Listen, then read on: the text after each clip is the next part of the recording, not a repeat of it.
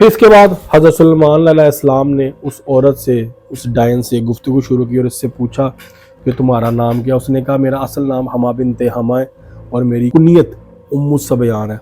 یہاں پہ جو ایک عورتوں کے ساتھ بیماری ہوتی ہے جسے اٹھراک کہا جاتا ہے، وہ بھی اسی کی وجہ سے ہوتی ہے۔ اس کے حوالے سے ہم آگے بات کریں گے۔ حضرت سلیمان علیہ السلام نے ان سے پوچھا کہ تم کیا کہتی ہو، کیا کرتی ہو، تمہاری خوراک، تمہارا رہن سہن، تمہارا گزر بسر کیا ہے؟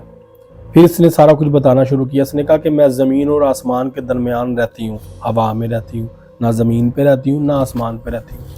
میں گھروں کو منہدم کر دیتی ہوں، گرا دیتی ہوں، بستیوں کو ویران کر دیتی ہوں، بچوں کو ہلاک کرتی ہوں، انسان کے دلوں میں وسوسے ڈالتی ہوں، میں لوگوں کے عورتوں کے حمل ساقط کر جاتی ہوں اور تاجروں کے کاموں میں خلل ڈالتی ہوں، نیک لوگوں میں وسوسہ پیدا کرتی ہوں، لوگوں کی فصلوں کو خراب کرتی ہوں، پانی کو زہریلا کرتی ہوں اور انسانوں کے جسم میں داخل ہو ان کی ہڈیوں سے ان کا جو گودا ہے اس تک کو میں کھا جاتی ہوں۔